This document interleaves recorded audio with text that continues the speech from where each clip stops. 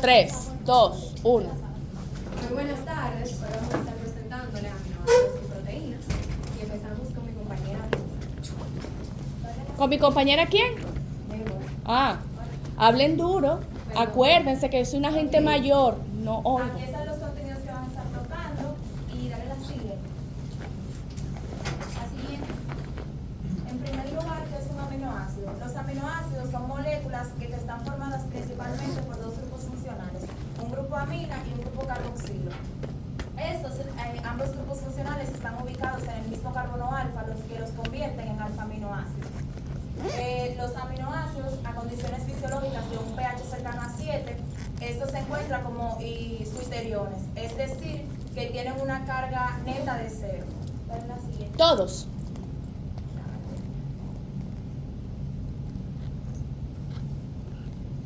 Todos a pH 7 tienen una carga neta igual 0.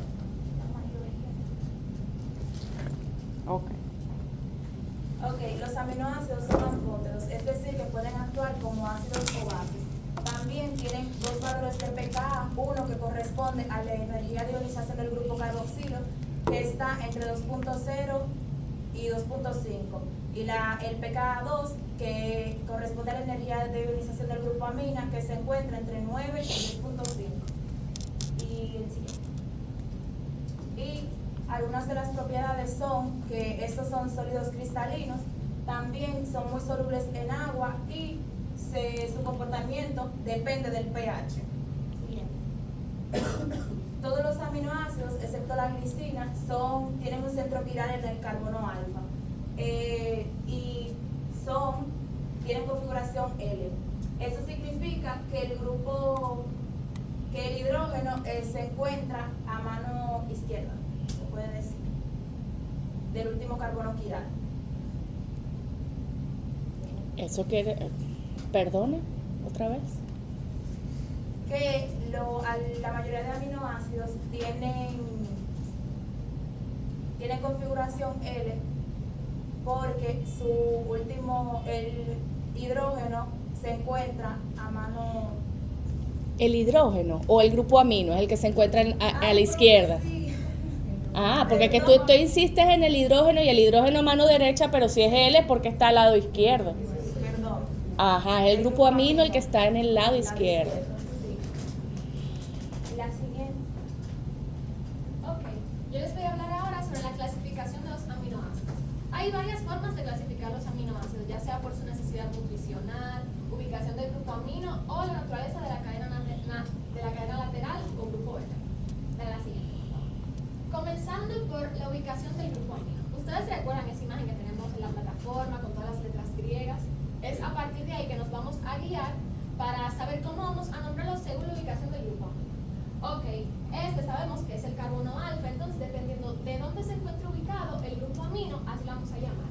Por ejemplo, la glicina, que es el aminoácido más pequeño, es un alfa aminoácido porque su grupo amino se encuentra ubicado en el carbono alfa. Perdón.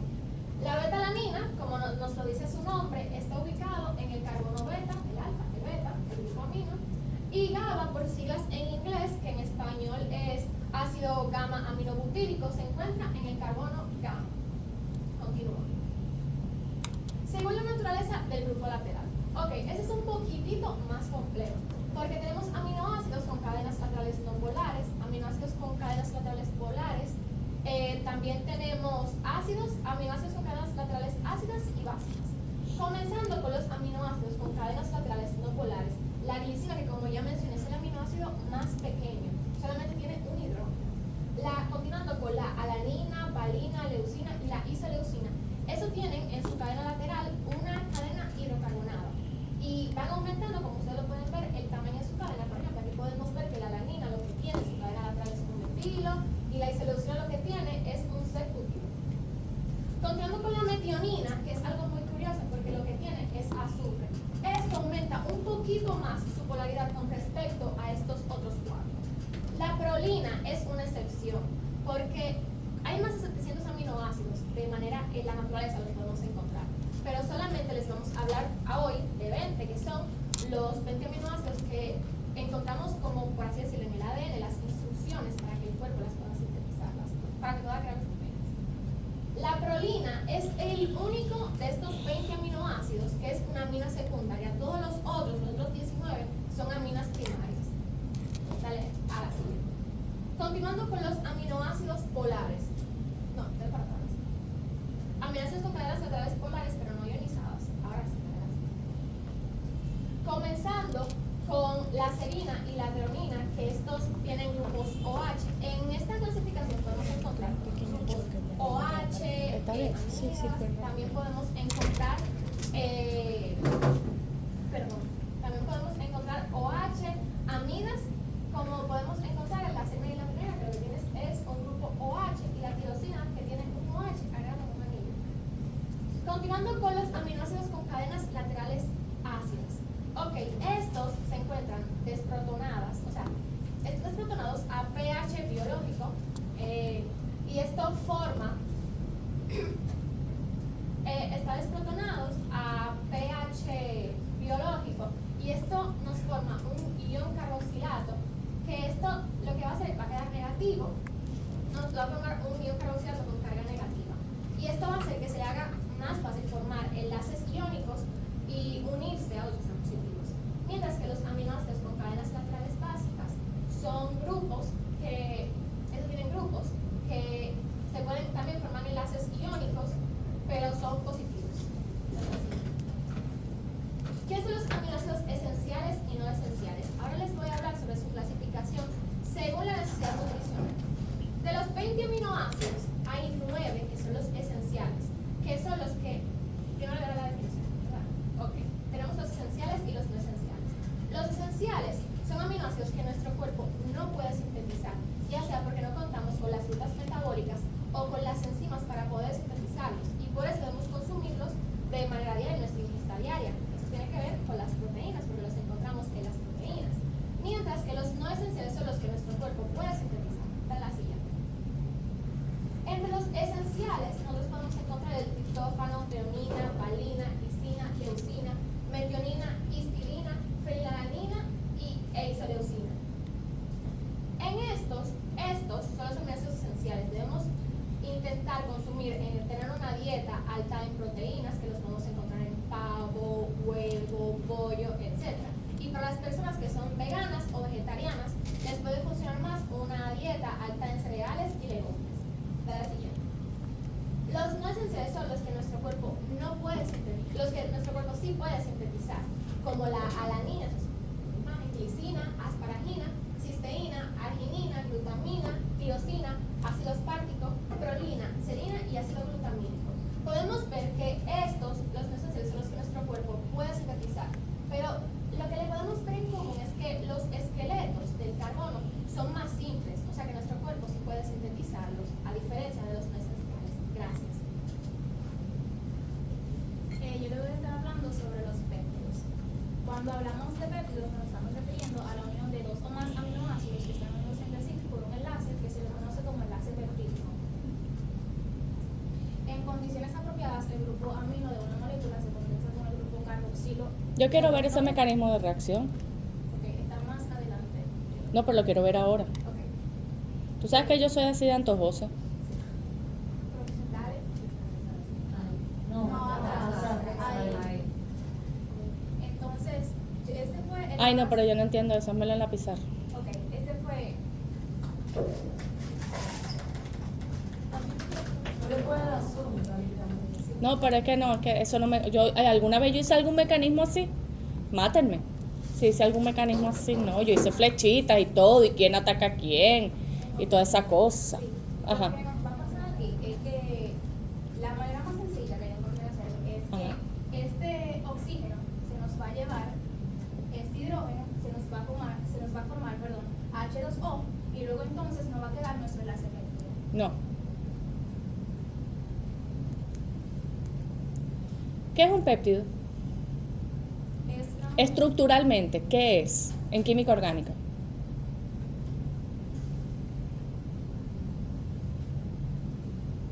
Al grupo. ¿Qué es? la unión de dos. ¿Pero qué es? Estructuralmente, ustedes ven el péptido. ¿Y qué es? un enlace. ¿Qué es el péptido? El péptido no es un enlace, el péptido es una molécula. Una Pero que, perdón. Pero dilo duro que no escuché. ¿Qué es? Dímelo. Una amida. Es una amida. Entonces quiero ver el mecanismo de formación de esa amida. Y aquí lo vimos. Y no empieza por la protonación de... Porque para que ese protón... Para que ese OH se protone con alguno de los hidrógenos del nitrógeno, tienen que caer meteoritos, porque el nitrógeno se comporta como una base, no como un ácido. Entonces ustedes están sugiriendo en ese ataque de ese protón a ese OH que el nitrógeno es un ácido y C de protones. Entonces esa no es la definición, ¿verdad que no? Entonces yo quisiera ver el mecanismo de reacción. Yo voy a hacerlo como yo lo entiendo, perdón si hay algún fallo, pero Ujú. yo lo hago. Ok, está bien.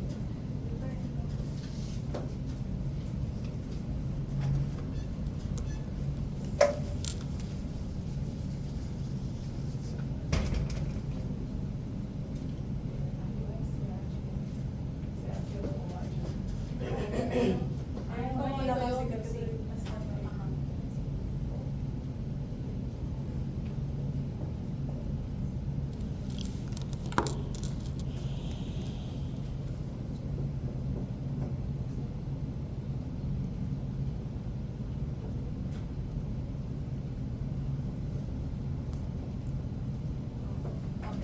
Entonces, este O del grupo hidroxilo tiene dos pares de electrones disponibles. Entonces, viene y me ataca a este hidrógeno.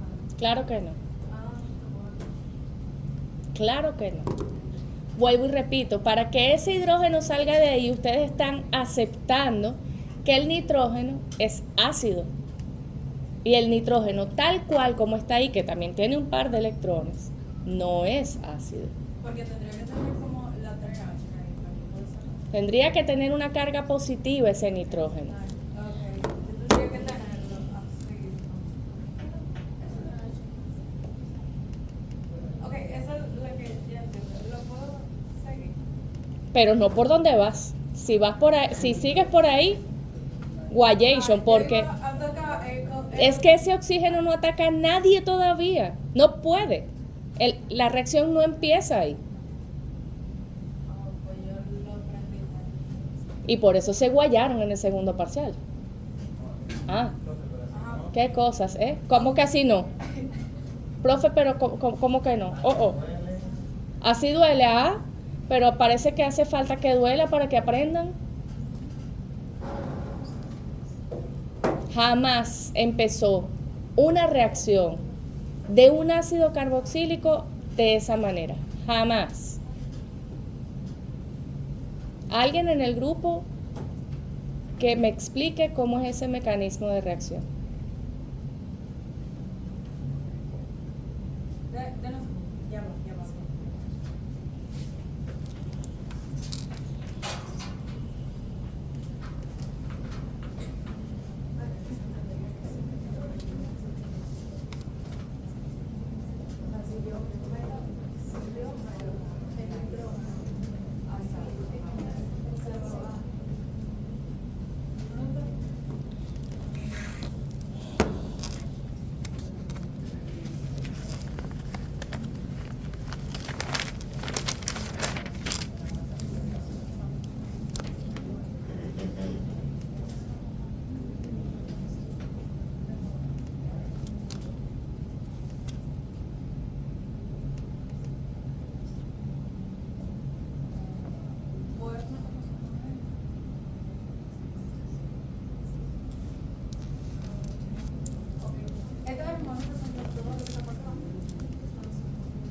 Y yo pregunto algo, ¿cómo ese nitrógeno ataca ahí si ese carbono ya tiene 4 enlaces?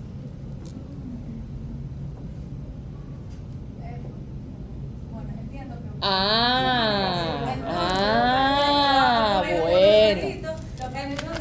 Ajá, me va a entrar. Continúa. Ajá. Ajá. Voy. Vamos Estamos en eso, no. Hay una sola gente que está pensando. Entonces, aquí, yo lo voy a como entonces voy a poner aquí la N con la R de aquí, que me va a representar todo lo de aquí. Entonces, aquí tengo el... Ajá, perdón, voy para acá. Voy para acá. Buscando mi cosita. Una R. Ay, Jesucristo. No, yo no veo, pero nada. Nada no veo con ese marcador, señores. Con el marcador sí se ve. Sí.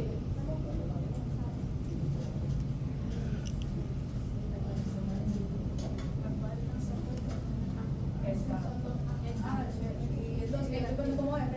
Ya vaya. ¿Esa R que está ahí quién es? Esto, yo lo que le estaba diciendo. La primera R. Con esta R quiero representar lo que va de aquí No, para allá. escríbemelo como está de este lado. Ok, está bien. Pero no lo tenías que borrar todo, niña, solo tenías que borrar la R. Es que me gusta que se Jesús. vea bien. Oye.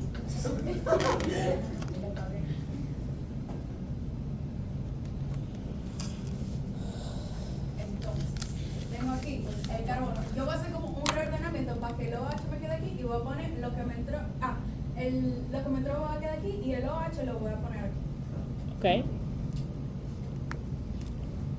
Entonces, el oxígeno. Entonces, tengo aquí la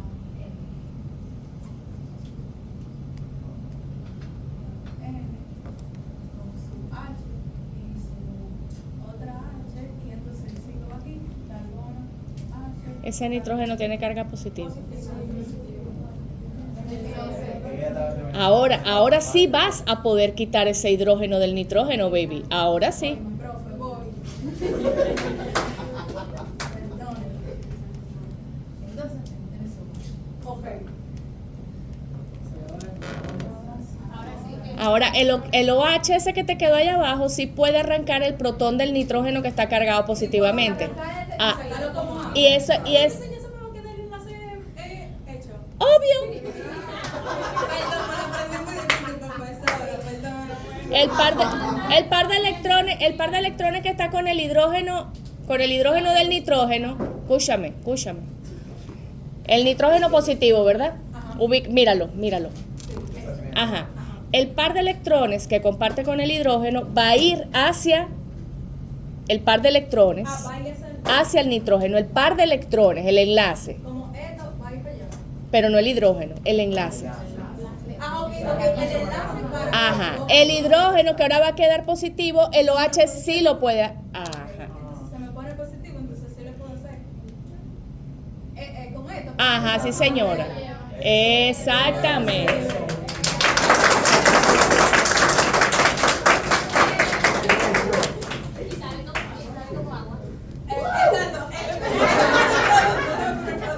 Acuérdense que ese era un mecanismo de adición y luego de eliminación. Todos los derivados de ácidos carboxílicos se preparan de la misma manera. Lo dijimos como 70,000 veces en clase. Y vamos aquí, wow, me lo devuelve chiqui. Y entonces. Porque esto se va a salir como agua. Entonces voy a tener H. Que profe, lo estamos haciendo broma. Ahí, para que usted sepa que yo sé que saben después. Entonces, ok, ya tengo el enlace aquí con el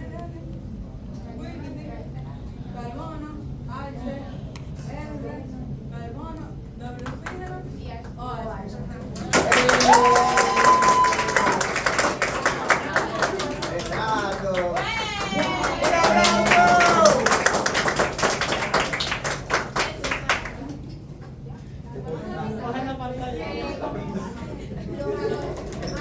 Mira, Pujol, salvaste la estirpe de ese grupo, porque si no, mira. Ay, pero pues te da miedo siempre. Te da. Me gusta que me tengan miedo.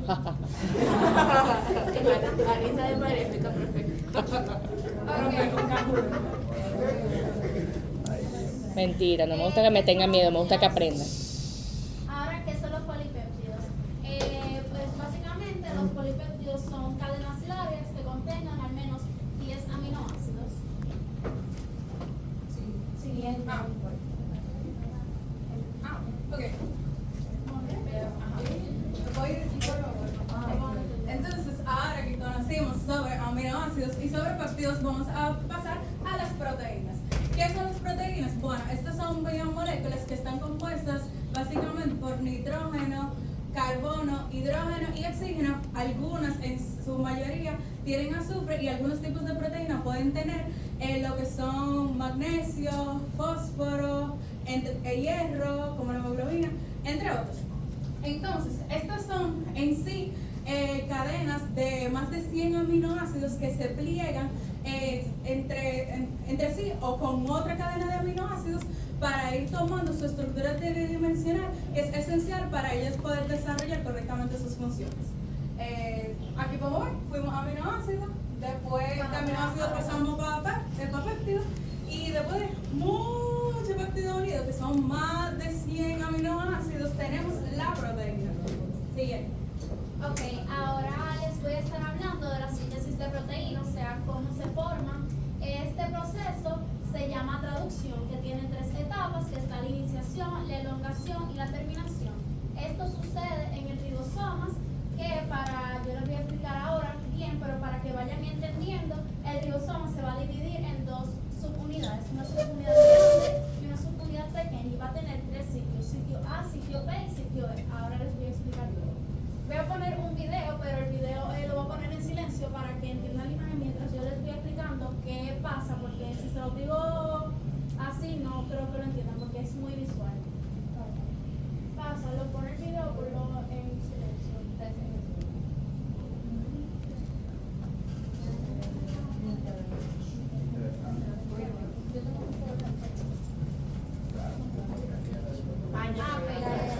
Esa era, por favor, para que, ok, pausalo.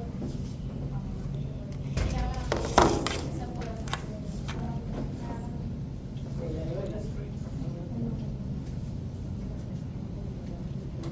Mira, te lo voy a poner así porque si no lo vas a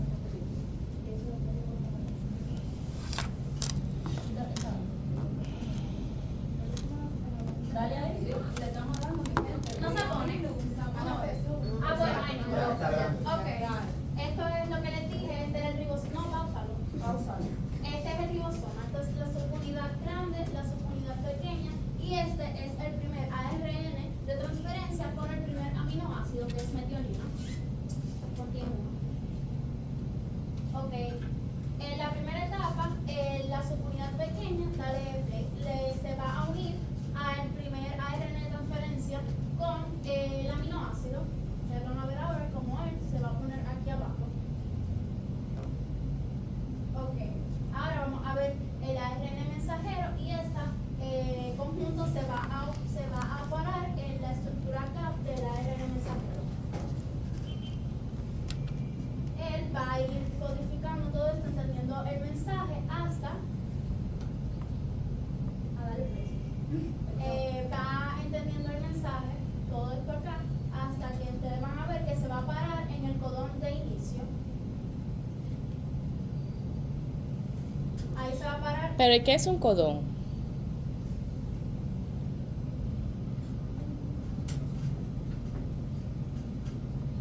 ¿Por qué no han explicado lo que es un codón?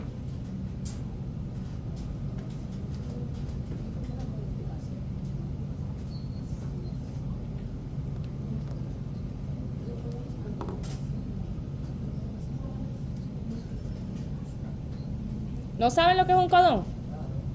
Claro que no, porque están activos ahí con los celulares buscando la respuesta. Quiere decir que no saben lo que es un codón.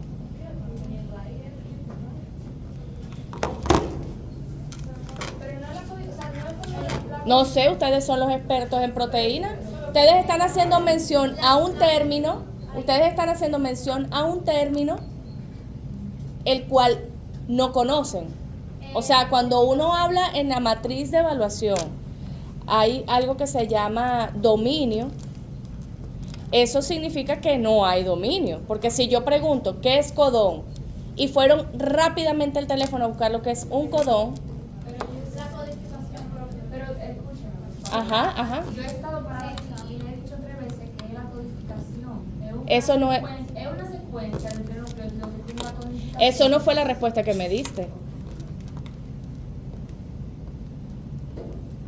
Esa no es la respuesta que me dieron en ningún momento. O sea, una codificación no me quiere decir nada. Ahora, los que están sentados, cuando escuchan la palabra codificación, ¿entienden lo que eso quiere decir? Más o menos por biología, perfecto. Pero ¿saben a ciencia cierta lo que es un codón? O sea, biológicamente no te da idea. Uno tiene la idea, ajá, perfecto. Manuel, ¿tú sabes lo que es un codón? O sea, podría decirlo por lo que ella acaba de decir y algo que yo había como investigado. Ajá. También, bueno, por lo mismo que había dicho, también por el biología, además de que es por la... ¿Ustedes se imaginan que yo asumiera en química orgánica que ustedes saben todo lo que tienen que saber?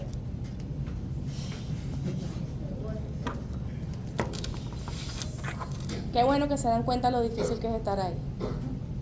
Porque uno no puede asumir que el que está sentado sabe. Entonces, si yo pregunto qué es un codón, sí, recordemos que un codón es una secuencia de 3 nucleótidos, porque si yo que no sé cuánto. Perfecto, chapo. ¿Se acuerdan cuando lo vimos en biología? Perfecto. Buenísimo. Continúe. Ok, cuando encuentra este codón inicio, la subunidad mayor se une a la pequeña. Ahora les voy a explicar los 3 sitios que les mencioné al principio. Está el sitio A, que es cuando el lugar donde se van a estacionar los ARN de transferencia que traen el próximo aminoácido. Está el lugar P, le pueden dar, está el lugar P, que va a ser el lugar donde va a estar el ARN de transferencia que va a tener la cadena polipéptida creciente. Ahí siempre va a estar la cadena polipéptida. Y aquí en el sitio E es por donde van a salir esos ARN de transferencia ya vacíos.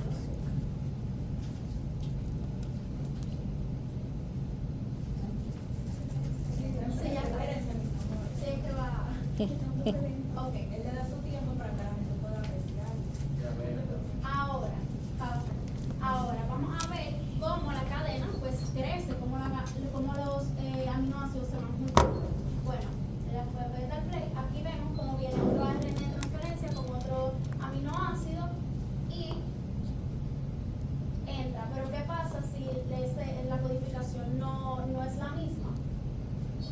Pues él lo va a rechazar ahora. Si no es la misma,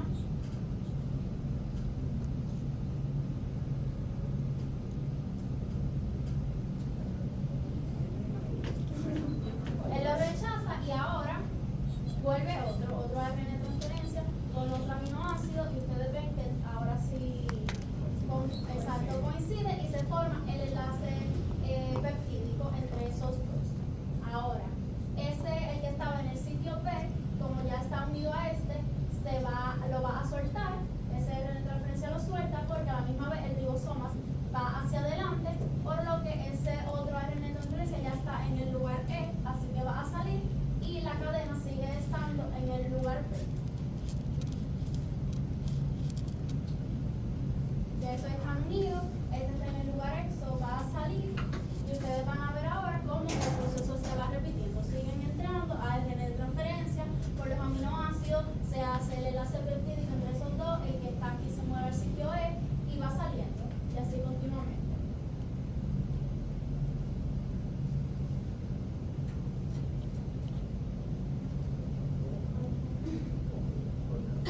Ok, y ahora, ¿cómo se termina este proceso? ¿Cómo la cadena sale?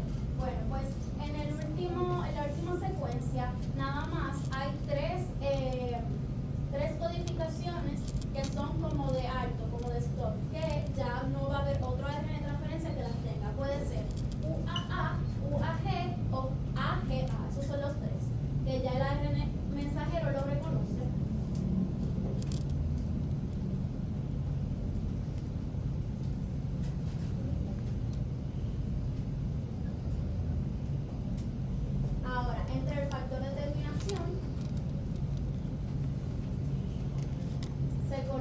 en el lugar A y ya no hay otro unión con otro aminoácido, así que la cadena se suelta, las subunidades del ribosoma se dispersan y ya el ribosoma está listo para continuar con otro proceso de traducción.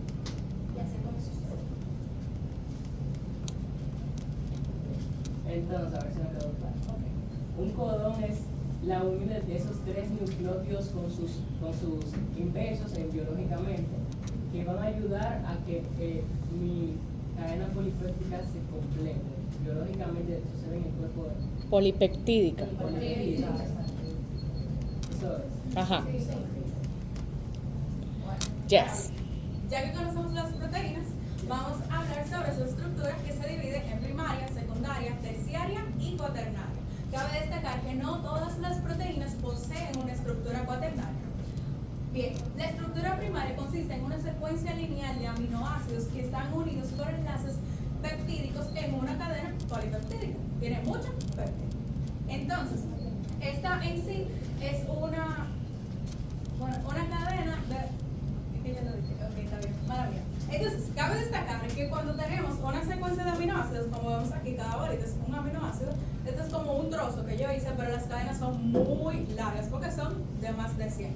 Entonces, si tenemos la molécula del aminoácido cisteína, se pueden generar enlaces disulfuros. Entonces, estas son dos moléculas. Dame un segundo, profe. Sí, que se acaba de caer uno. Me estoy explicando. Ok, positivo. Ya voy. Pero ponte en la luz para poder ver, porque no veo ni 5. Miren, entonces, le voy a mostrar. Los que están Aquí en la luz, Ajá, Los que gracias. están en rojo son los carbonos. Los que están en azul son los oxígenos. Este morado es el sulfuro, el grupo sulfurhidrilo con ese hidrógeno. Este que está aquí arriba es el nitrógeno con sus respectivos hidrógenos. Aquí atrás podemos ver el hidrógeno del oxígeno. Aquí también podemos ver el hidrógeno del oxígeno para completar. Entonces, aquí vemos que el oxígeno tiene un doble enlace también. ¿Qué pasa? Si tenemos dos de estas moléculas, ¿cómo lo podemos agarrar? Por las alrededor. Si tenemos dos de estas moléculas,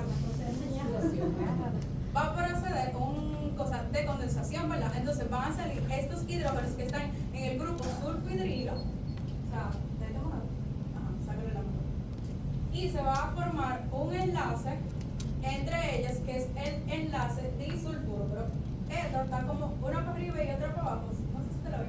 Pero ok, las dos moradas se van a conectar. Pero cabe destacar que esto está más alejado. Eso no está de que uno al lado de la otra. Eso forma que, ayuda también a que esta se pueda plegar y ir adquiriendo su forma tridimensional.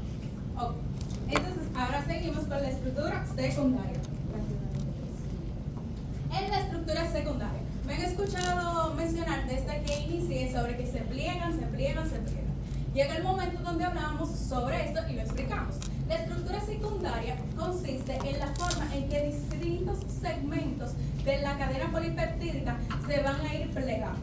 Entonces, esto se da como de forma repetitiva y se puede dar hay varias formas de la estructura secundaria, pero las más comunes y las que trataremos en esta exposición son la alfa hélice y la lámina plegada beta. Aquí podemos observar la alfa hélice y la lámina plegada beta. Cabe destacar que, miren aquí, A la luz. cabe destacar que una cadena polipeptídica en una proteína puede estar formada por una sola, o sea, como por la misma, vamos a decir, por la alfa hélice. Puede estar completa su estructura en su forma secundaria, puede ser de alfa hélice. Pero en otras proteínas pueden tener alfa hélice en algunos segmentos, puede tener lámina plegada beta en otros segmentos y en algunas partes tiene una estructura secundaria que no ordenada como estas, que se le llama enrollado aleatorio. Entonces, Yo no he dicho nada, yo estoy callada escuchando. la alfa hélice consiste en que la cadena polipeptídica se va a ir enrollando o plegando como un rizo de cabello, como una de las escaleras que son en espiral, como el cordón de un teléfono, entre otras. Pero es para que ustedes tengan una referencia. Cabe destacar que, pónganla así, okay. aquí yo tengo, imagínense que aquí está la estructura de un aminoácido.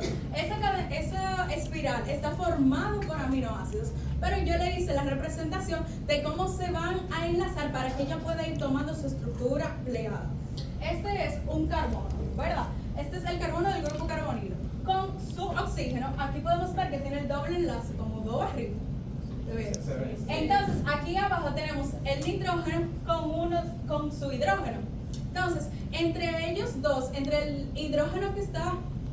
Con el nitrógeno, Diga. entre el hidrógeno que está enlazado al nitrógeno Ajá. y el Entre oxígeno, El hidrógeno y el oxígeno se va a formar un nuevo enlace. no se forma un enlace, pilas, es un puente de hidrógeno. Eso es, perdón, pero eso me vaya. No, pero no es que ustedes lo tengan mal, es que en muchos libros de bioquímica e incluso de orgánica indican que eso es un enlace, pero realmente no es un enlace, son puentes de hidrógeno. Con unas bolitas como porque se viera formando, pero bueno. Entonces, cabe destacar que Los de sulfuro que ella mencionó ahorita, es un enlace sí es un enlace formal, pero esos que se forman ahí, en esa estructura secundaria, son puentes de hidrógeno. Por eso es que entre hidrógeno y el oxígeno. pasan cosas con la proteína, con la temperatura y el pH, porque se afecta ese puente de hidrógeno.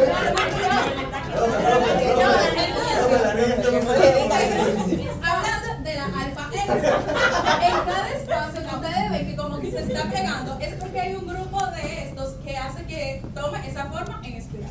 Entonces, seguimos con la lámina plegada beta. Esta es como si fuera una lámina, una hoja, pero que no está ni muy doblada ni muy lisa. Tiene como un ligero pliegue que vemos aquí como una forma como triangular, así como un zigzag, geometry dash, ustedes saben.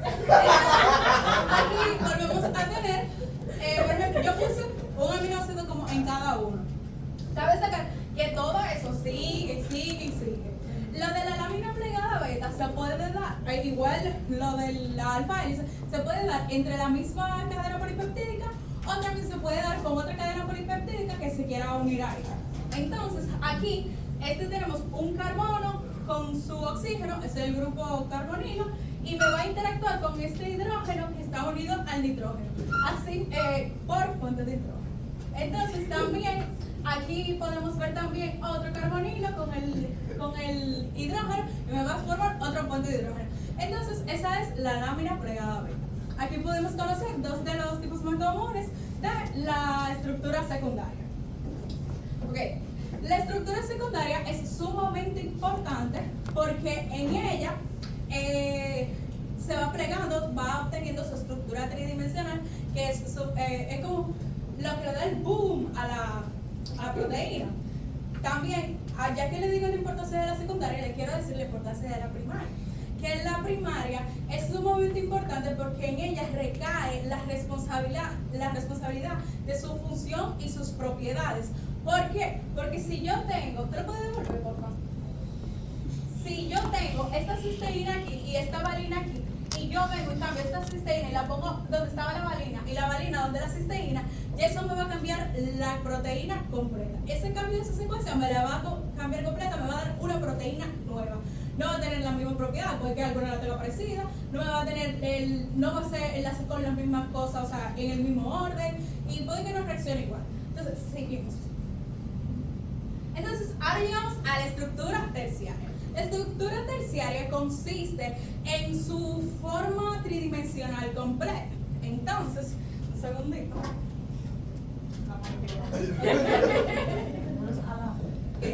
La estructura tridimensional, miren, ustedes pueden ver aquí, tienen lámina plegada beta, tienen alfa hélice, aquí podemos ver donde tiene un enrollado aleatorio. Entonces, esto es como una estructura terciaria. Las estructuras terciarias son, como ya les dije, la estructura tridimensional completa. Esta contiene la estructura primaria, la estructura secundaria con todos sus dobleces. Entonces, ellos se forman, miren, como de una forma rara, pero yo les representé aquí todo lo que yo les estoy mencionando. Entonces, esto está un poco cortica, pero como que, ellas no se forman tan así como tan bonitas como yo la tengo, sino que hacen como una marañita. Entonces, seguimos con la estructura. Ok. Para atrás. Ok. en esta estructura, ella se mantiene estable por enlaces iónicos que se dan entre el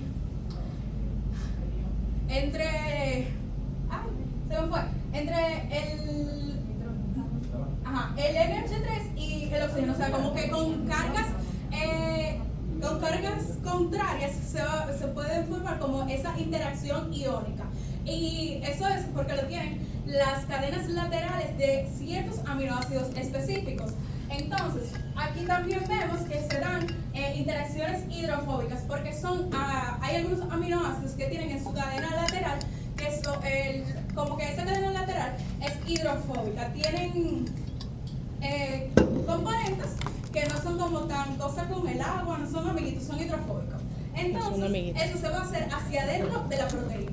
Entonces, hacia afuera de la proteína, también tenemos el puente de hidrógeno, que lo había mencionado, y también los puentes de disulfuro con la cisteína, y también, bueno, ya, esa. Ok, seguimos.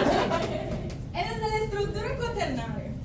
Yo tengo como esta grandota, que es, sí, por favor, ¿te lo podía enrollar? Perdón, sí, con esta te lo voy a enrollar.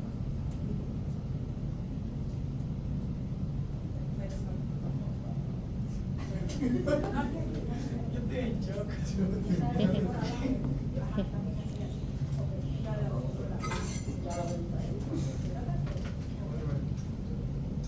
Entonces, la estructura cuaternaria, ¿está bien? La estructura cuaternaria consiste en mira, aquí como podemos ver, tengo 3 proteínas diferentes, o sea, como 3 cadenas polipeptídicas distintas que me van a dar lugar a una proteína como más compleja con una yo vi que estas son proteínas funcionales, es decir, que tienen como una función específica en lo biológico de nuestro cuerpo. Entonces, un ejemplo de esta es la hemoglobina, que tiene 4 cadenas polipeptídicas. Esto tiene 2 alfa y 2. Entonces, aquí yo le puse como lo que yo hice aquí está la proteína. Entonces, aquí podemos verla. Esto también se mantiene por los enlaces y como las fuerzas, interacciones que les mencioné en la estructura terciaria. Y bueno, seguimos. Entonces, la desnaturalización que le estaba mencionando la profe ahorita. Yo no dije desnaturalización. Ustedes están explicando algo, pero voy a decir, la desnaturalización. Aquí yo tengo mi proteína normal como yo le he enseñado, ¿verdad? Entonces, cuando cuando ocurre un cambio de pH o un cambio de temperatura, eso afecta a la proteína y hace que se desnaturalice. Esta pierde sus estructuras terciaria y secundaria y se mantiene en su estructura. En la estructura primaria no se desnaturaliza, ya se queda. Entonces, cabe destacar que algo pasa con el huevo, con la albumina que está en Albúmina. Albúmina. Ajá, con acento en la U. Que está en la clara del huevo. O sea, yo tengo como el huevo, usted lo ve como en la nevera o afuera y él se queda así, liquidito, como separado, ¿verdad? Entonces, cuando usted lo pone en ese té, ya eso se coagulan, las albúminas. Se coagulan y entonces si ustedes la sacan como del caliente, eso no vuelve atrás. Entonces, ese es un ejemplo de proteína que no se puede renaturalizar. Cabe destacar que si se da si eso se da en condiciones como moderadas, puede que se intente renaturalizar y eso se da de forma espontánea. Ya va, socia, ya va. Que me estás confundiendo a la gente. En el caso de la clara del huevo, no hay poder humano que después de desnaturalizada esa albúmina la vire para atrás. No existe. Entonces, no es que bajo ciertas condiciones podría ser reversible esa desnaturalización, no. Hay proteínas que simplemente no, o sea, la desnaturalización es irreversible. Exactamente, yo quería ese pedazo, porque si me expresé mal, es que eso es un ejemplo de que no se renaturaliza. Entonces, es muy difícil renaturalizar. Y cuando esto sucede, eso dura mucho tiempo y es muy difícil. Entonces, cuando se ¿Tú crees que sea eso, difícil? ¿Tú crees que es difícil? Según lo que yo leí, decía que sí, que puede durar. Dame un ejemplo de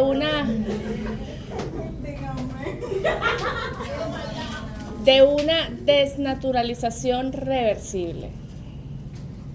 Sinceramente, yo no le voy a poner mentira, yo no lo tengo. No, o sea, le estoy diciendo sincera, yo no lo tengo, profesora, yo no voy a poner a la No one, No lo tengo. ninguna jevita. Una tesis.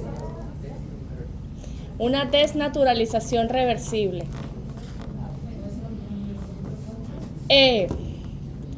¿Qué sucede cuando a tu cabello, Sara, le aplicamos calor y lo estiramos? Él se la hace, entonces cuando yo la mojo, él vuelve como su formita rizada.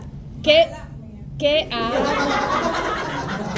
¿Qué proteína tenemos nosotros en el cabello? Pero pueden decir el nombre nada más. La queratina. Ajá, la queratina es un ejemplo, a diferencia de la albúmina, es un ejemplo de una proteína que sí sufre una desnaturalización que puede ser reversible. En verdad, gracias por el ejemplo. Y cuando le pasa mucho el globo. No, bueno, lo que pasa es que ya ahí mataste, o sea, ya quitaste proteína, quitaste todo, a la hebra ya no hay nada que hacer, ajá. Pero fue mucho, tú lo hiciste mucho. Una saturización.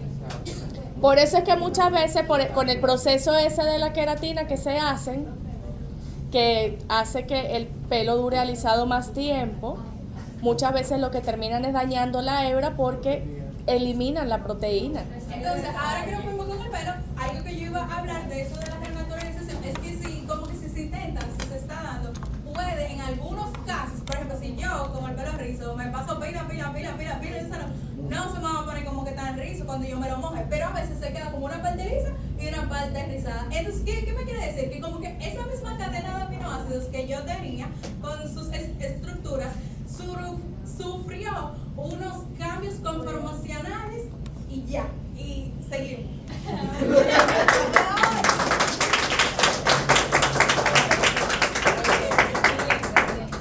No podré superar a Sara, pero El intento. exacto, haremos el intento. Yo ahora les voy a hablar sobre la clasificación de las proteínas.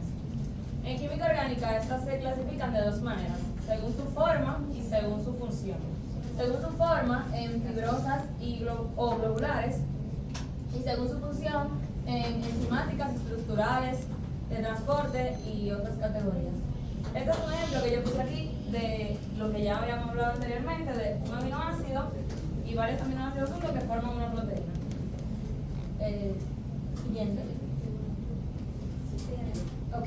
Entonces, en primer lugar, las proteínas según su forma. Como ya dije, son fibrosas y globulares. Empezaremos con las fibrosas, que son macromoléculas formadas de cadenas polipeptídicas que se disponen de manera paralela o enrollada para formar fibras resistentes. Esta es una de sus funciones principales, que son estructurales y dan firmeza y sostén a los tejidos o las células en el organismo. Tienen una forma alargada y filamentosa, es decir, que vamos a decir que puntiagudas, eso se pudiera decir, y son insolubles en el agua debido a su estructura. Unos ejemplos son la queratina, como estaba diciendo la profe, la elastina en los vasos sanguíneos, entre otras cosas. Entonces, Y en la piel, la elastina también tenemos en la piel. Claro, En la piel. en la piel, claro. Hay elastina. Entonces seguimos. Las proteínas globulares son también cadenas macromoléculas formadas por cadenas polipeptídicas, pero estas varían en la forma, porque tienen una forma más compacta y se puede decir que esférica, como redonda. Entonces estas lo que tienen algo de la diferencia es que estas tienen el grupo hidrófobo dentro de la proteína y el hidrófilo fuera, lo que las hace solubles en el agua. Y tienen funciones más dinámicas como de transporte, enzimas, de regulación, entre otras cosas. Un dato interesante sobre ellas es que la mayoría de las enzimas que se conocen hasta ahora son parte de las proteínas globulares. Ejemplo, la insulina y la hemoglobina. Continuamos. Ok, entonces ahora las proteínas según su función. Son varias. En primer lugar tenemos las proteínas enzimáticas. Estas se encargan de son biocatalizadores que aceleran las reacciones químicas. ¿Ustedes entienden cuando yo digo biocatalizador? Claro. Ok, catalizadores biológicos. Gracias. Más adelante mis compañeros van a hacer más énfasis en eso, pero estas son muy específicas y eso se debe a la forma de su centro activo. Unos ejemplos de proteínas enzimáticas son el ADN polimerasa, la amilasa, que lo hablaba el grupo del lunes, y las quinasas, que es esencial para la vida celular. Seguimos con la proteína de transporte. Estas se encargan de facilitar el movimiento de moléculas e iones a través del organismo o las células o las membranas celulares. Estas tienen esa función. ¿Qué iones se transportan? ¿Qué iones se transportan en la célula? Sodio, cloro. ¿Qué más? Calcio. Calcio.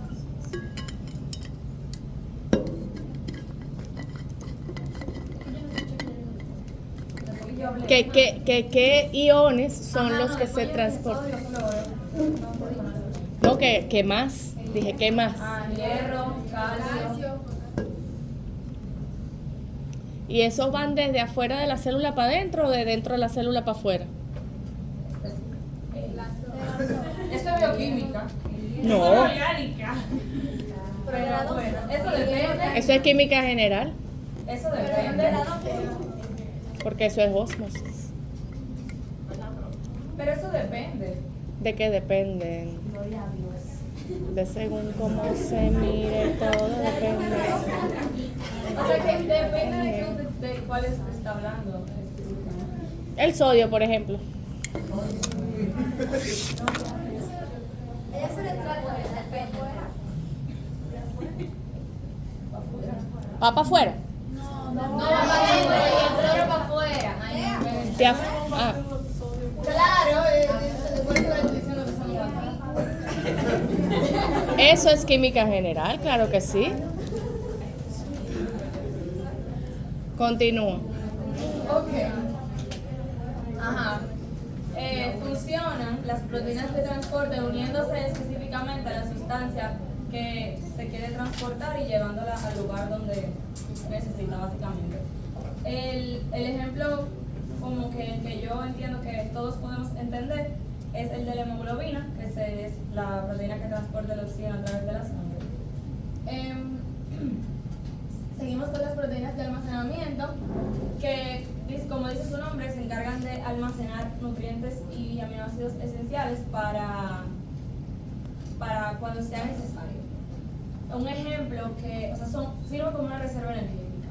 Un ejemplo que fue el que encontré, que más me parece coherente, es el de la ovoalbúmina y la lactoalbúmina, del huevo y de la leche, que estas proveen aminoácidos para el embrión o los recién nacidos. Entonces, las proteínas estructurales, estas son básicamente lo parecido o lo mismo a lo que yo expliqué sobre las proteínas fibrosas. Se encargan de dar sostén, resistencia a las células y a los tejidos en el organismo. El ejemplo, el mismo la queratina, el colágeno. Siguiente. Ahora vamos con las proteínas contráctiles o motoras, que se encargan del movimiento celular y la contracción muscular. Un ejemplo es la actina y la miosina, que estas forman filamentos o fibrillas que son las que ayudan al movimiento muscular. Las proteínas de defensa son, como dice su nombre, protegen contra organismos extraños o agentes patógenos. Los ejemplos son anticuerpos y otras proteínas como el fibrinógeno o la trombina, que ayudan a la coagulación de la sangre para evitar hemorragia. Por último, ¿Ayudan? a la coagulación de la sangre. Por último, las proteínas reguladoras. Pues esas controlan procesos biológicos y aquí se encuentran las hormonas, como la insulina y el glucagón, que se encargan de controlar el azúcar en sangre. Muchas gracias. Sí, ahora te voy a hablar sobre la importancia de la proteína y mi nombre es Siguiente, yo voy a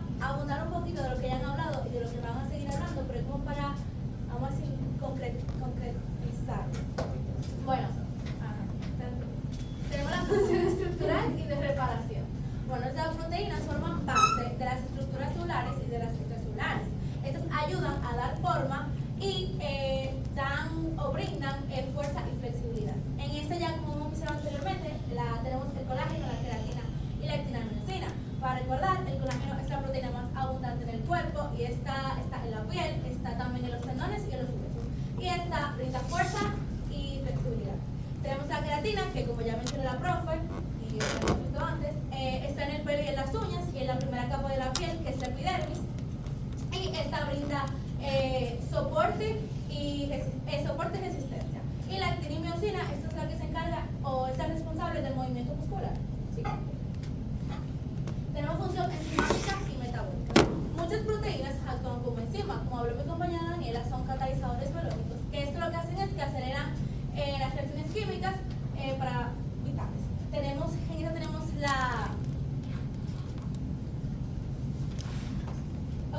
tenemos en la digestión, que tenemos la amilasa, tripsina o lactasa, que esta lo que hacen es que descomponen los nutrientes. Y aquí también tenemos la ATP sintasa, que esta lo que hace es que genera energía solar, que también es muy conocida como la fábrica de energía. Tenemos en la función inmunológica. Como dice ahí, las proteínas son responsables de los anticuerpos y de las moléculas inmunológicas. Como ya también había mencionado, tenemos los anticuerpos, que esto lo que hacen es que reconocen y detectan los virus o bacterias y lo neutralizan. Y tenemos los interferones y citocinas, que esto lo que hacen es que coordinan la respuesta inmune y activan las células de defensa. Me iba a decir anteriormente que con un deficiente nivel proteico, obviamente tú eres más factible a que cualquier virus o bacteria te afecte. Sí, no sé cómo decirlo, pero bueno. En función de transporte, muchas proteínas actúan como, vamos a decir, vehículos moleculares. Como aquí tenemos, y que ya mencionado, tenemos la hemoglobina, que esta es la que lleva el oxígeno de los pulmones a los tejidos. Tenemos la mioglobina, que esta lo que hace es que almacena oxígeno en los músculos. Y tenemos la albúmina, que esta es lo que hace que transporta medicamentos, hormonas y ácidos grasos. En el crecimiento, desarrollo y mantenimiento. Durante el crecimiento, desde la infancia hasta la adolescencia, en la reparación de lesiones y el desgaste por la edad, muchas proteínas actúan como para reparar daños celulares y para crear nuevos tejidos. Y como dice ahí, en la recuperación después de enfermedades o cirugías. Sí. Bueno, esto es muy fácil, la función energética. Y es que la proteína no actúa como principal fuente de energía. Esta viene siendo como secundariamente. O sea que esta es cuando ella viene siendo fuente de energía cuando hay escasez de esta. Un ejemplo de esto puede ser cuando tenemos déficit calórico o ayuno, que obviamente queremos perder peso, dejamos de comer, pues entonces ahí viene y la proteína es la fuente de energía secundaria y ahí perdemos la masa muscular. Sí. Y por último tenemos la digestión y absorción. Bueno, para decirlo así, tiene como varias etapas. Y yo voy a poner un ejemplo para que sea como un poquito más entendido. Por ejemplo, nosotros el día a día comemos pollo, que es rico en proteínas. Bueno, en el pollo no lo comemos. Este se comienza a descomponer mediante la pepsina, se descompone. Se vuelve a descomponer, pero en trocitos pequeñitos. Y mediante la tripsina y la quimotripsina. Y ya por último, los aminoácidos lo que hacen es que reparten esos nutrientes y, por ejemplo, para crear nuevos masa muscular o enzimas o para la defensa inmunológica, que anteriormente ya habían explicado cómo pasaba inverso. Ahora yo estoy probando de la otra forma. Y eso ha sido todo. Muchas gracias.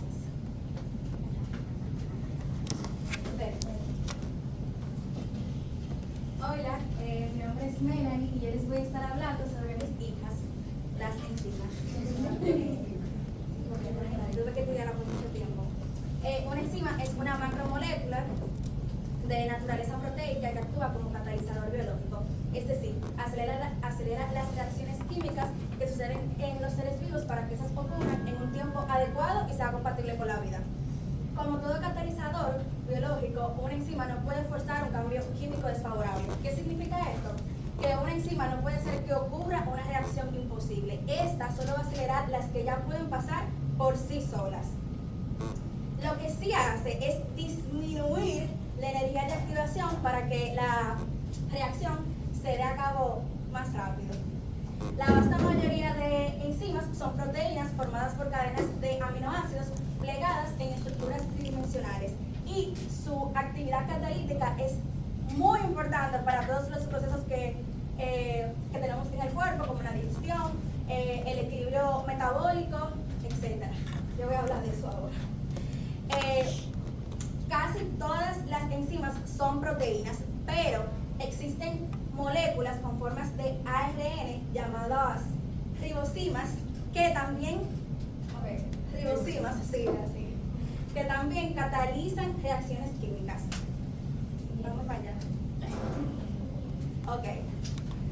A diferencia de otros catalizadores que utilizamos en el laboratorio, las enzimas tienen una característica y es que ellas son muy específicas. Por lo general, una enzima actúa sobre una sola reacción y un solo compuesto. A ese compuesto le llamamos sustrato. Ok. Cuando una enzima se une a su sustrato, se forma un complejo llamado enzima-sustrato. Ok. El complejo enzima-sustrato es una estructura temporal que se forma cuando una enzima se une a su sustrato específico. Y una vez, en un sitio o una región llamado sitio activo. Ok, déjame explicarte. Vamos acá. Aquí tenemos el sustrato, aquí tenemos nuestra enzimita y aquí tenemos el sitio activo. No lo cambio todavía. Ok, una vez la enzima se une con el sustrato, empieza, ustedes saben, la reacción a trabajar y luego la enzima la libera y esta queda libre para empezar este proceso una vez más. Esto significa que las enzimas pueden trabajar muchas veces sin gastarse. Son árboles, sí. Ok, existen dos modelos que explican cómo interactúan las enzimas con su sustrato y el primer modelo es el modelo de cerradura y llave que está planteado por Emil Fischer. Y este dice que el sustrato encaja perfectamente en el sitio activo y este es rígido y muy específico, como una llave cuando entra en su cerradura. Aquí tenemos la analogía, esta sería la llave, que es el sustrato, y esta sería la enzima. Entonces, cuando ella entra y tiene el sitio activo perfecto, pues la reacción se puede dar. Pero si de casualidad el sitio activo es diferente al sustrato, la reacción no se da. Luego tenemos el modelo de ajuste inducido. Este lo introdujo Daniel Koshland, y explica que la enzima cambia ligeramente al unirse a su sustrato. Es como cuando tú te pones un guante y este se adapta a tu mano. Ese modelo es el más aceptado ya que explica mejor la catálisis en el cuerpo. Aquí tenemos la fotito, que el sitio activo es un poco diferente al sustrato, pero cuando esta se une, la enzima cambia levemente y puede surgir la reacción.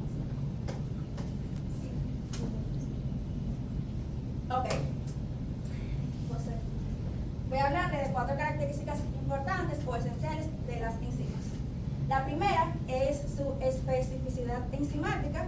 Esto quiere decir que cada enzima está diseñada para trabajar con un sustrato específico o con un grupo de sustratos específicos.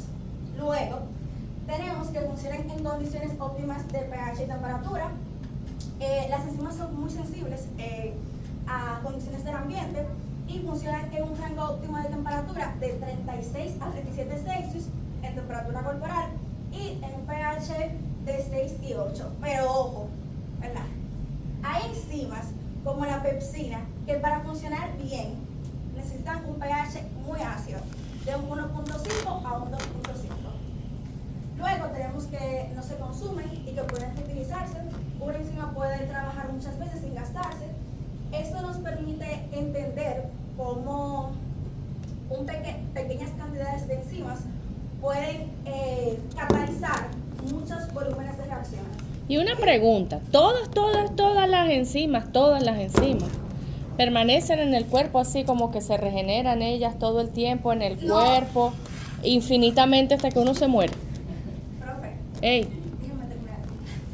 Yo le voy a responder tu pregunta. Ok.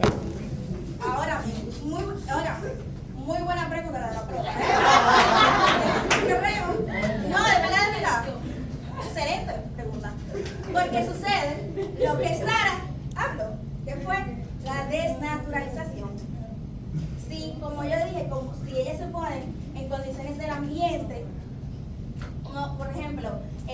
temperaturas, un pH muy extremo, ellas se desnaturalizan y pierden su función catalítica. Solamente por desnaturalización perdemos enzimas. Yo estaba investigando de eso. Ujú. El grupo que me diga, todas las enzimas son infinitas. O sea, vivimos con ellas infinitamente en el cuerpo hasta que nos morimos. No. Ajá, deme un ejemplo de una que no.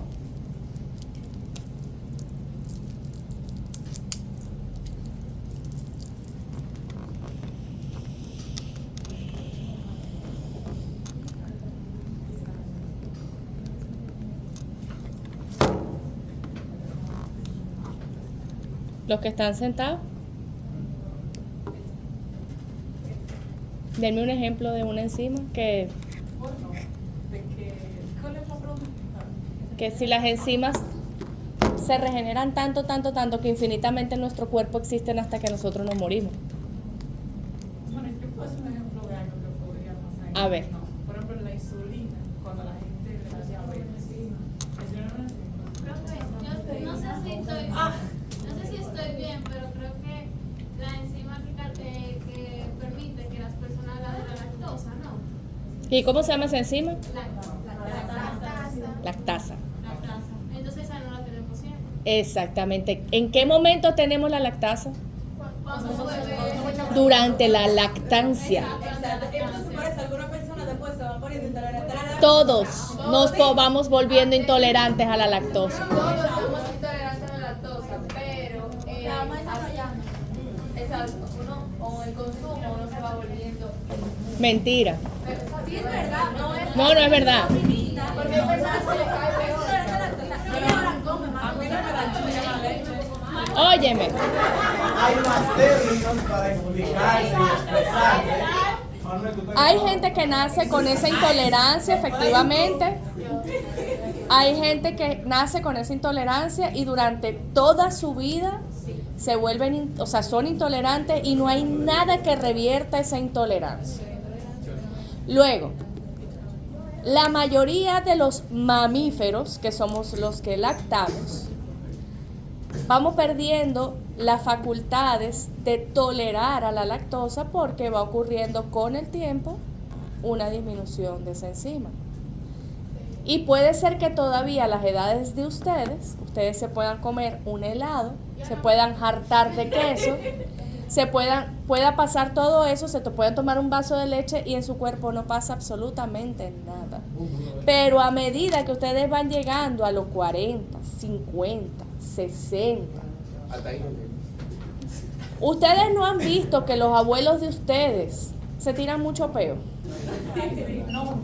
¿Sí o no? Es real. Bueno, pero Dios mío, Miguel, esos comentarios sí te los puedes reservar. You know. Mi abuela no Salió solo.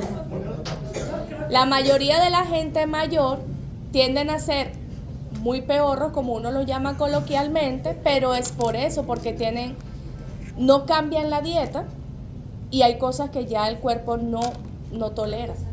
Entonces, una de ellas son los lácteos. En el caso, por ejemplo, del yogur y de algunos quesos que son fermentados, entonces la tolerancia es mayor, porque ya no se requiere la lactosa está out. De ahí, por eso es que mucha gente intolerante a la lactosa puede comer en pequeñas cantidades yogur, no le hace tanto daño como podría hacerle un vaso de leche, por ejemplo. Lactasa, la enzima.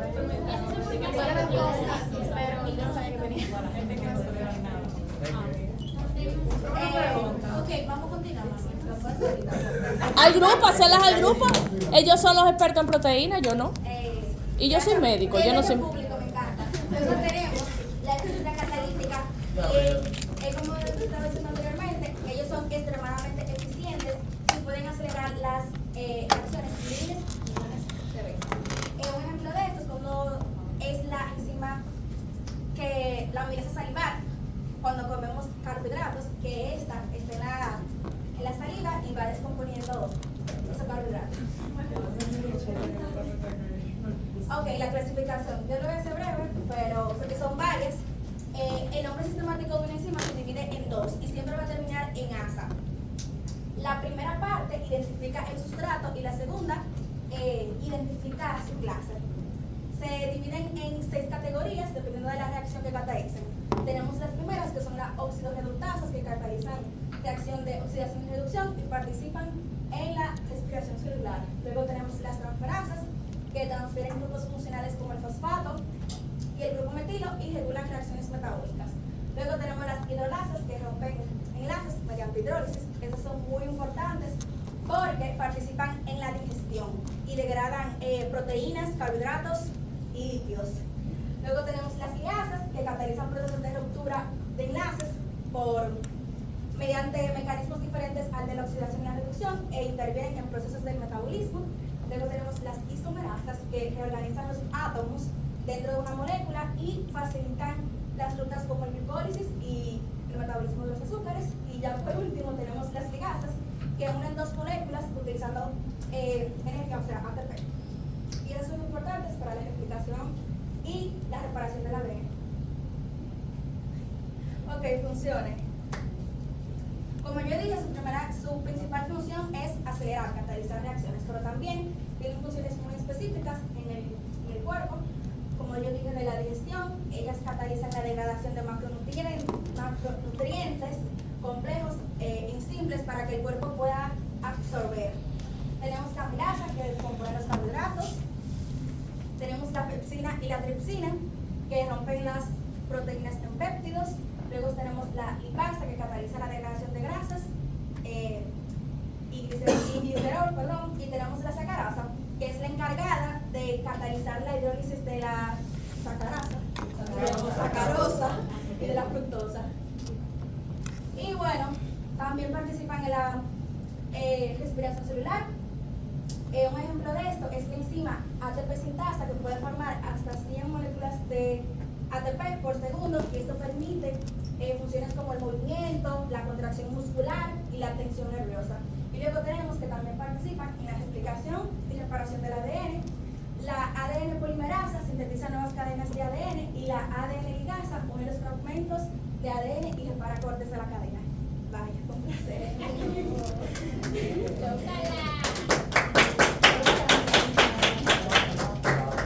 Bueno, pues añadiéndole a lo que dijo mi compañera, a mí me tocó hablar sobre el modo de actuar de las enzimas. Ya que tenemos más o menos, ¿verdad?, la idea de lo que hacen las enzimas, de cómo son las enzimas, vamos a ver cómo funcionan. Repasando lo que nos dijo Melanie, ya sabemos que las enzimas son proteínas que aceleran las reacciones químicas, ¿verdad? También aumentan las reacciones y no se ven afectadas durante las reacciones, o sea que pueden catalizar muchas reacciones. Aquí tenemos el ejemplo rapidito, tenemos el sustrato, ¿verdad?, que es lo que se une a la enzima y son muy específicas. Sabemos que, por ejemplo, se preguntan qué es el sustrato. El sustrato, que es lo que se une, nosotros lo podemos consumir en comida, en nuestra dieta, o también pueden ser cosas que tengamos en nuestro cuerpo, ya sean como la acetilcolina, por ejemplo, que es un neurotransmisor que hace que las células se comuniquen con los músculos y les mande señales. Bueno. Y entonces, si se unen, ¿es posible que haya algo que pueda evitar que se unan la enzima con el sustrato? Sí, eso vamos más adelante porque hay factores que afectan, ¿verdad?, como la temperatura, que ya lo mencionó Melanie, el pH. Eso puede evitar que se desnaturalice, que pierda su forma, pero eso lo vamos a ver más adelante. Continuando con lo de la acetilcolina. La acetilcolina, como les había mencionado, se manda señales a los músculos, entonces esa señal tiene que parar en algún momento. Entonces hay una enzima que se mete y la corta, que es acetilcolinesterasa, algo así creo que es. Entonces, aquí tengo un ejemplo, un mecanismo corto que explica, ¿verdad?, la enzima, la parte violeta es la enzima sin catalizar, y aquí cuando entra la enzima, la cataliza y por eso es que es más rápida, ¿ves? Más cortita y pasa más rápido. Añadiéndole a esto, sabemos que las proteínas tienen una estructura tridimensional. Todas las proteínas van a ser distintas, por lo cual cada sustrato debe ser específico para esa proteína. Dale para adelante. Melanie nos había hablado sobre el encaje de llaves, ¿se acuerdan?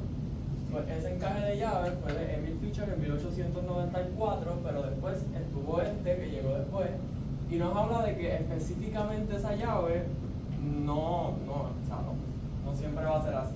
Hay cositas como los grupos R de los aminoácidos que están en el sitio activo de la enzima que nos van a ayudar a que el sustrato como que encaje más y esté como más seguro. La enzima puede modificar un poco su estructura para acoplarse mejor al sustrato. Entonces pues eso es mejor porque mientras mejor la enzima coja el sustrato, pues más rápido va a ser. Ya cuando está ready, pues sale la reacción. Vale, voilà. Ahora, contestando a tu pregunta, hay factores que afectan la actividad enzimática. Aquí tenemos una gráfica que les puse para que lo entiendan mejor. Nosotros tenemos en nuestro cuerpo, ¿verdad?, una temperatura que se supone que sea siempre 37, esa es la básica. Si pasa la temperatura y nos da fiebre, las enzimas pueden desnaturalizarse. Entonces lo que van a hacer es que van a perder la función, la forma, y el sustrato no va a encajar. Así que pues no va a funcionar y se va a desnaturalizar. El pH también, cada enzima tiene un pH óptimo y pH extremo, ¿verdad? Pues puede haber menor actividad o desnaturalización. Lo mismo con concentración de la enzima, mientras más enzima hay más velocidad si hay sustrato suficiente. Y si se satura de sustrato, el efecto pues se estabiliza. Pero bueno. Ya que conocemos esto, ¿verdad? Que sabemos que hay un sustrato que va a la parte activa de la enzima, hay otros factores que se añaden a la enzima, que son los cofactores y las coenzimas. Aquí está el sitio activo donde se añade el sustrato y las coenzimas se añaden en el sitio alostérico, ¿verdad? Que está al lado del sitio activo. Por ejemplo, el sitio activo se puede añadir una vitamina C, que la vitamina C es bien importante en la formulación del colágeno, ayuda. Y sin vitamina C, pues no hay colágeno. Y si no hay colágeno, la piel, entre muchas otras cosas, se puede desestabilizar. Entonces el colágeno son como si fueran gomitas. Entonces si hay un buen cantidad de colágeno, pues la gomita está estirada, pero si no, está flácida. Entonces por eso es que vemos arrugas y esas cosas. Y entonces también tenemos los cofactores, ¿verdad? Como el magnesio, el hierro y el zinc. El magnesio, una de mis compañeras habló ahorita que era para la ADN, lo que copia el ADN, a ver si me ayudó. Polimerasa, el ADN polimerasa. Cuando se va a hacer el ADN polimerasa, es bien importante que esa coenzima de magnesio esté con la enzima para que pueda pasar. Dale para atrás. Entonces, hay cosas que pueden inhibir la enzima. Por ejemplo, tenemos el inhibidor competitivo y el inhibidor no competitivo. Cuando tenemos el inhibidor competitivo, lo que va a hacer es simplemente se va a meter en el área activa para que la reacción no ocurra.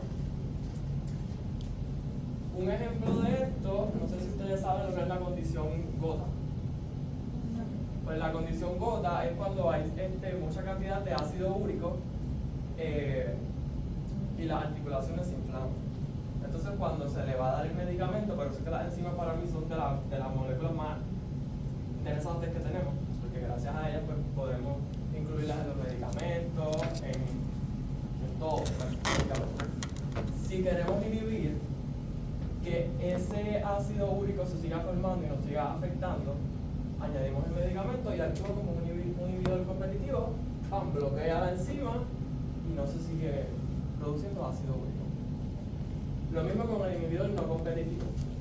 La única diferencia es que en el inhibidor no competitivo, en vez de ir al sitio activo, va al sitio alostérico. Entonces lo que hace aquí la diferencia es que simplemente pierde la forma y el sustrato no encaja. Pues entonces, eso también es una forma de bloquear el enlace enzima-sustrato, pero que eso puede ser también farmacológico. Claro, sí, como te expliqué aquí, entra el medicamento como inhibidor competitivo y no permite que esa enzima siga siendo ácido úrico.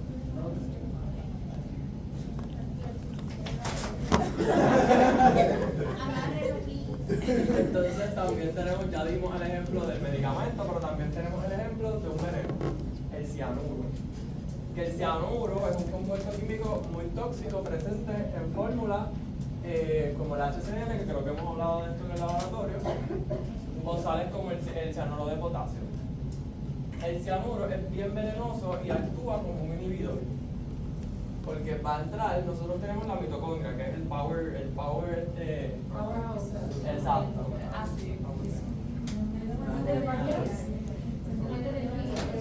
La batería de la célula.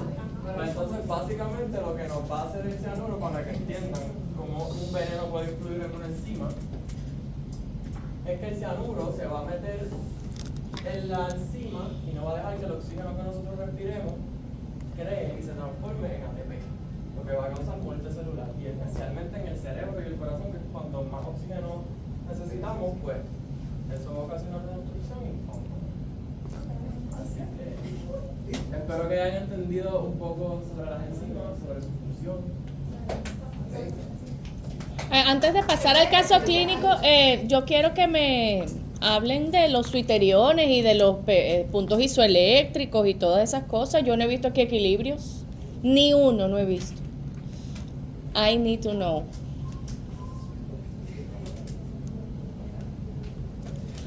Mostraron una tabla por ahí lejana de los pH isoeléctricos, pero ¿cómo se calcula el pH isoeléctrico? ¿Cómo se calcula ese punto isoeléctrico de las proteínas? ¿Cómo yo puedo saber a un pH determinado cuál es la forma en la que está una proteína, si está en su forma protonada, desprotonada, si tiene carga negativa, si tiene carga positiva? ¿Cómo yo puedo predecir eso? ¿Cómo puedo predecir eso? Eso me gustaría a mí que lo explicaran.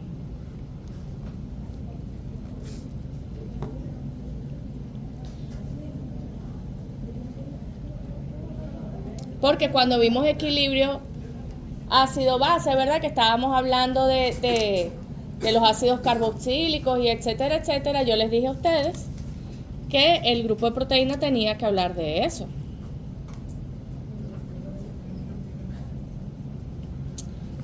Entonces me gustaría mucho que me explicaran, nos dejaran claros sobre lo que es un suiterión, qué es el punto isoeléctrico, qué es el pH isoeléctrico, cuáles son los diferentes puntos isoeléctricos de los aminoácidos principales.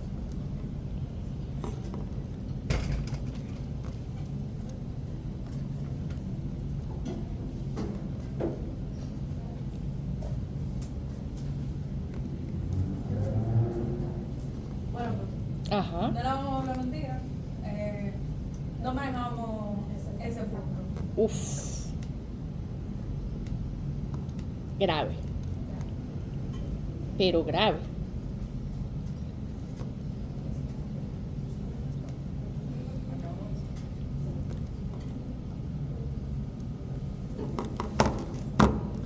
Desde el punto de vista de química orgánica, ese tema tiene dos cosas que son fundamentales. Una, la formación de los enlaces peptídicos. Desde el punto de vista de química orgánica, no estoy hablando desde el punto de vista bioquímico, ni desde el punto de vista de estudio de química orgánica, tiene la formación de los enlaces peptídicos, tiene los procesos de desnaturalización por pH y calor, que son químicos, y tiene justamente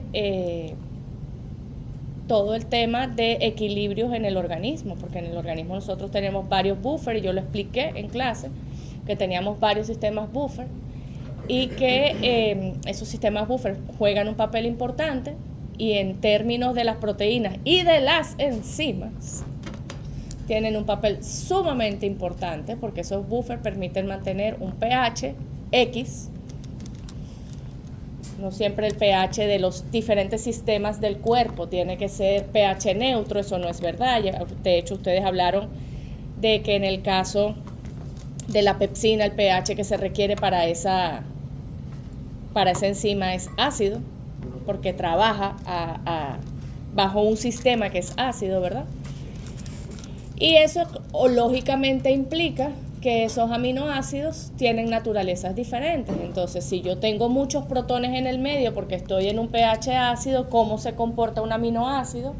Si estoy en un medio básico, porque estoy en alcalosis, por ejemplo, ¿qué pasa con mis proteínas? ¿Qué pasa con esos aminoácidos? ¿Qué pasa? ¿Qué pasa cuando mi cuerpo entra en acidosis, en alcalosis? ¿Qué pasa? Eso es importantísimo, pero importantísimo.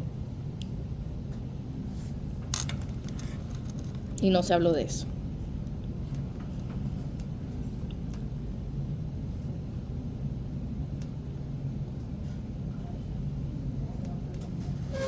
Entonces, cuando Ángel en bioquímica les pregunte, pero ustedes no saben lo que es un suiterión.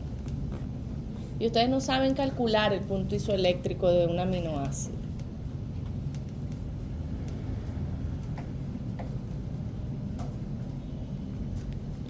No fue la profe, ¿no? No fue la profe. Y entonces, ¿alguien de los que está sentado sabe eso?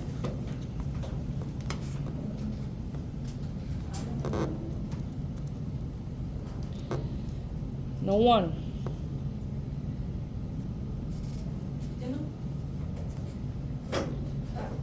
Nada, presenten el caso clínico porque dígame, Melita. Si van a decir disparates. No, se lo punto punto isoeléctrico. Yo estaba leyendo ahorita, y lo leí ahora para refrescar, que cuando un aminoácido se encuentra en disolución ácida, es como que se protona y tiene un pH. Y cuando está en básico, es como que se protona y tiene otro pH. Se desprotona. Sí, Se desprotona.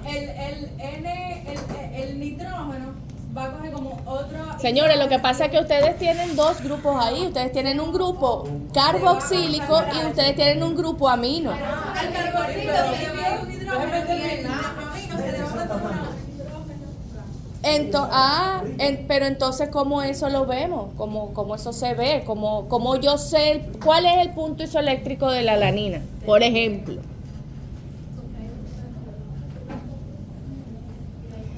Señores, eso es de las cosas más importantes que ustedes debieron haber dicho aquí. Continúa con el caso clínico, le falta tilde al clínico, que ya se les va a acabar el tiempo.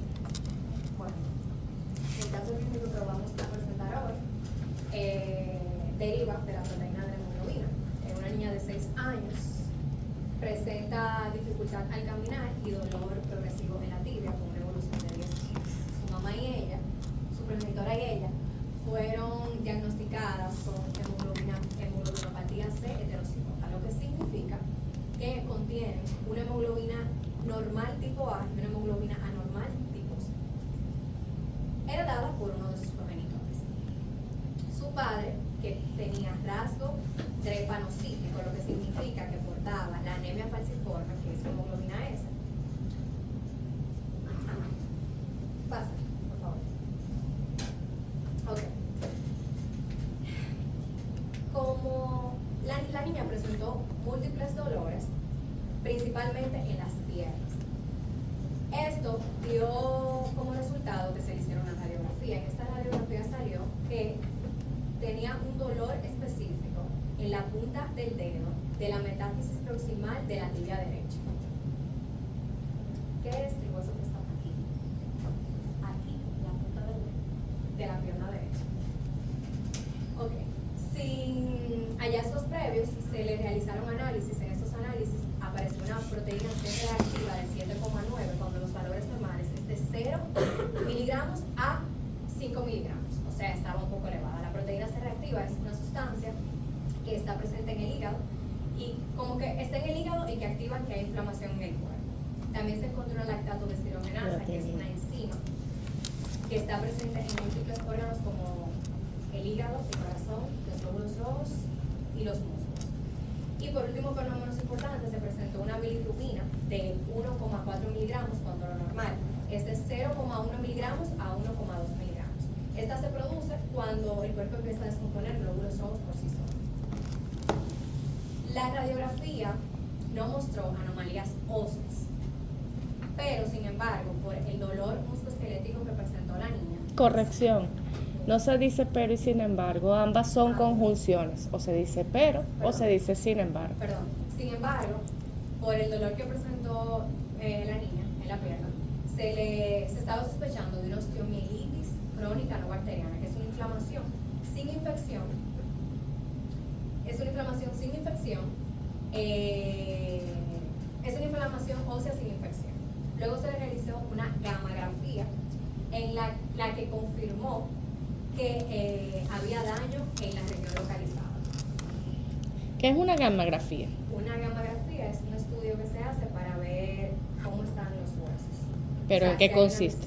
si hay ¿Por qué una- se llama gammagrafía?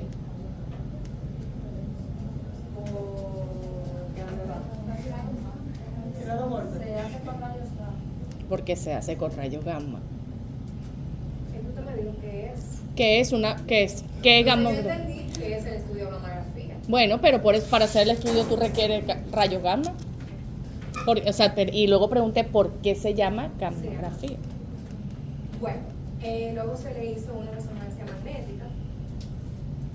En esta se confirmó un infarto óseo agudo y extenso, lo que significa que en esta parte del hueso no llegaba oxígeno suficiente y por eso se estaba presentando tanto dolor. Finalmente, se llevó un diagnóstico haciéndole una electroforesis de hemoglobina, que es un estudio que se hace para saber qué tipo de hemoglobina tenemos en la sangre. ¿Y qué es la electroforesis? Yo busqué que la electroforesis era un estudio. ¿Pero en qué consiste la electroforesis? No sé, pero un segundito, ¿tú sabes? Sí. Oh.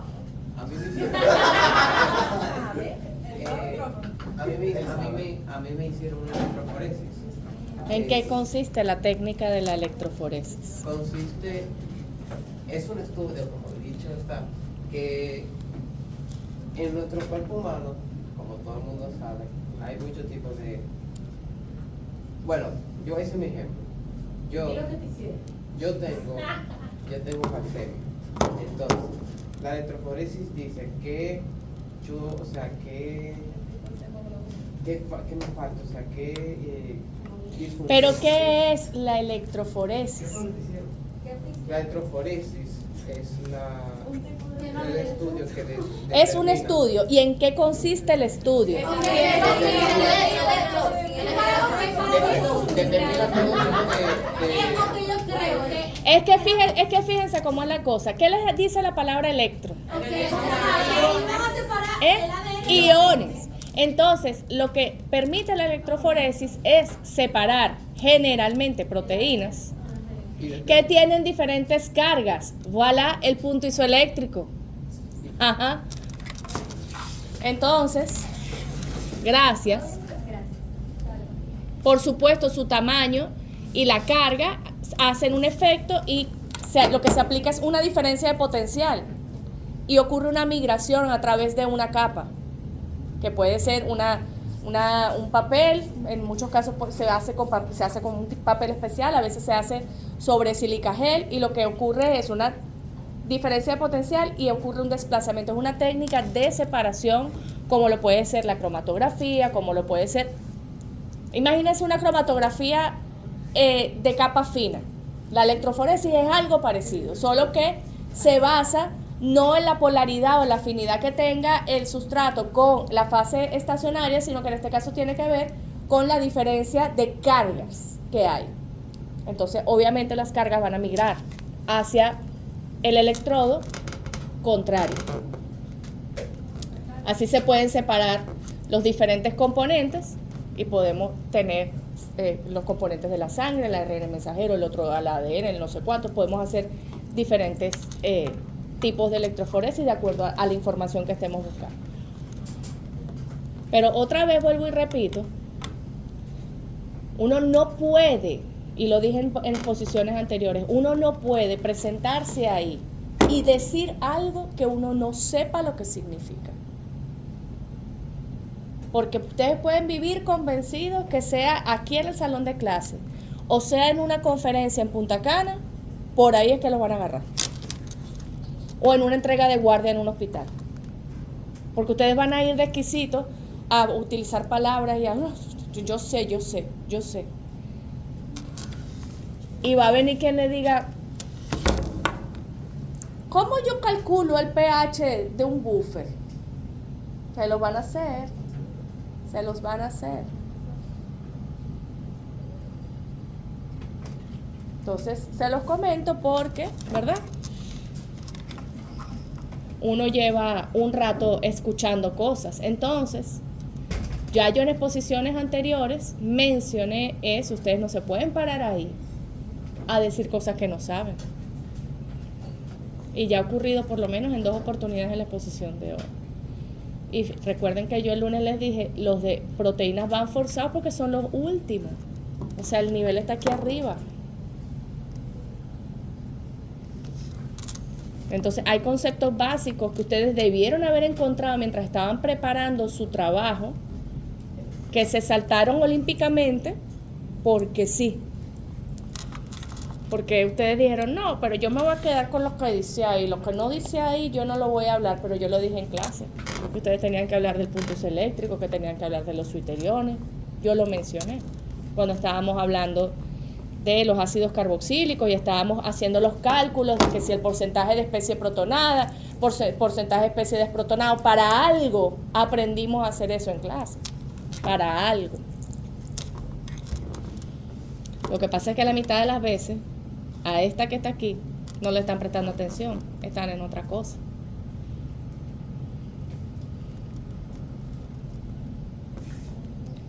Termina con el caso clínico para que entren al pruebing.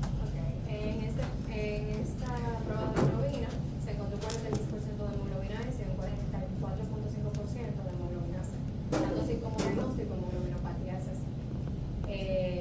Como antes mencioné, es algo que se hereda si ambos progenitores lo portan, y por separado esta condición no es tan grave como cuando está unida. Entre las manifestaciones clínicas existen múltiples dolores óseos y musculares, como dolor en las piernas, brazos, tórax y espalda. Esto se da mediante unos pequeños bloqueos que pasan a través de los vasos sanguíneos. Esto en los niños provoca mucho dolor, por eso es la dificultad al caminar. También ictericia, que es coloración amarilla en los ojos y en la piel, como pueden ver aquí. Y también esto se da debido a la destrucción de los glóbulos rojos. Entre otras manifestaciones también están las infecciones respiratorias como neumonía, úlceras en las piernas, inflamación en piernas y brazos, y en los niños retraso en el desarrollo. Bueno, cuando una persona tiene hemoglobinopatía, SC, pierde en sus glóbulos rojos agua, entonces la hemoglobina se concentra más en la célula y de esta manera como que, o sea, ¿cómo les explico? Como que pierde, como que la sangre pierde su textura y se vuelve como condensada. Esto hace que sea más difícil pasar por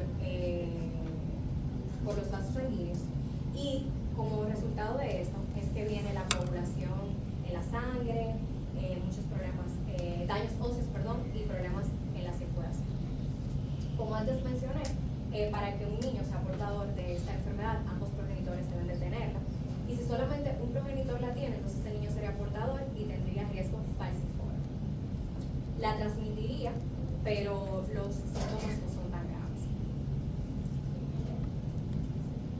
Entre los tratamientos, rara vez las hemoglobinopatías tienen cura, pero se trata de controlar el dolor, hidratar al paciente y evitar las infecciones respiratorias. Cuando existe cuando hay una crisis, si requiere hospitalización se ingresa, si requiere transfusión de sangre, casi siempre se requiere transfusión de sangre, analgésicos, antibióticos para las infecciones. Y para evitar estas crisis en estos pacientes se les pide que eviten el estrés, el tabaco, el sobreesfuerzo, exponerse a cambios de temperatura y ya. Gracias. Gracias. Entren al Previn.